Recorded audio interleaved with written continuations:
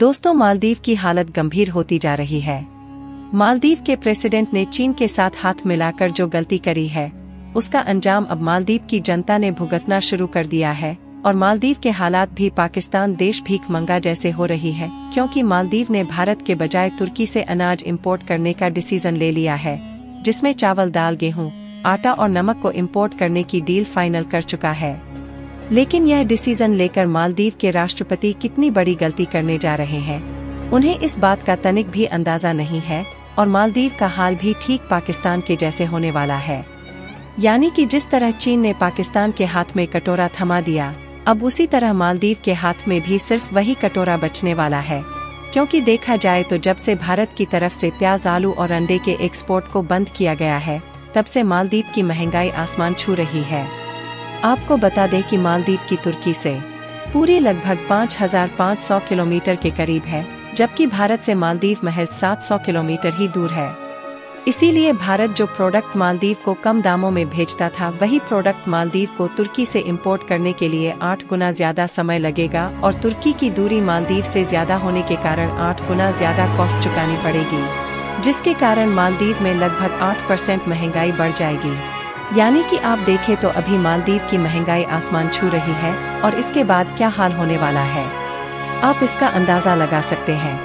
पूरी डेवलपमेंट क्या है, इस वीडियो में समझते हैं। लेकिन वीडियो में आगे बढ़ने से पहले वीडियो को एक लाइक करके चैनल को सब्सक्राइब जरूर कीजिएगा, क्योंकि आपके लिए यह 1 सेकंड का काम है, लेकिन इससे हमारी काफी बड़ी मदद होती है।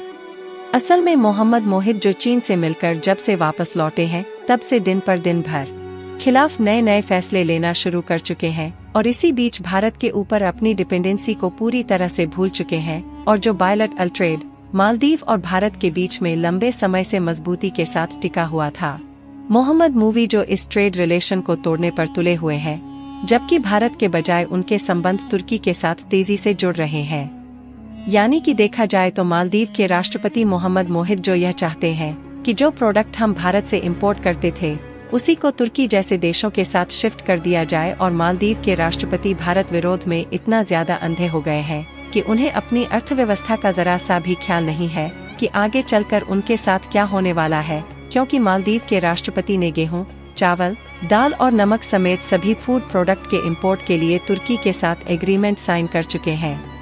यही नहीं, तुर्की मालदीव को इसी फरवरी के शुरुआती दिन से ही इन सभी फूड आइटम्स का एक्सपोर्ट चालू कर देगा।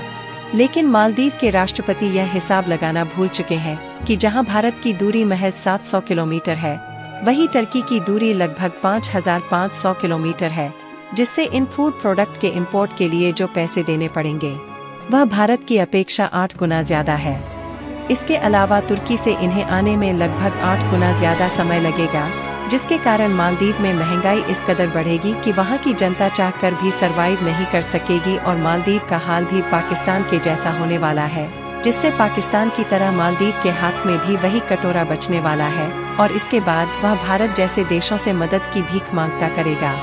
यही नहीं, इसके अलावा भी मालदीव की अर्थव्यवस्था पर एक बहुत बड़ा झुकाव देखने को मिलने वाला है, क्योंकि मालदीव की अर्थव्यवस्था पूरी तरह से टूरिस्ट सेक्टर पर टिकी हुई है। और मालदीव में खाने पीने के सामानों में महंगाई 8 गुना ज्यादा बढ़ जाने से मालदीव का टूरिंग सेक्टर पूरी तरह से पिट जाएगा। और ज्यादा महंगाई के कारण कोई भी टूरिस्ट मालदीव आने के लिए तैयार नहीं होगा, क्योंकि जब से भारत के लोगों ने मालदीव जाना बंद किया है, तब से उनकी टूरिज्म इंडस्ट्री पर वैसे भी एक भारी गिरावट हो चुकी है। और इस समय सभी भारतीयों ने मालदीव जाना बंद कर दिया है। और तुर्की से फूड प्रोडक्ट इंपोर्ट करने में दूसरी सबसे बड़ी समस्या यह है कि तुर्की से मालदीव आने वाले कार्गो शिप इंडियन ओशियन से होते हुए श्रीलंका और मालदीव के रास्ते से गुजरते हैं, जहां पर श्रीलंका के बंदरगाह में प्रस्थान लेते हैं।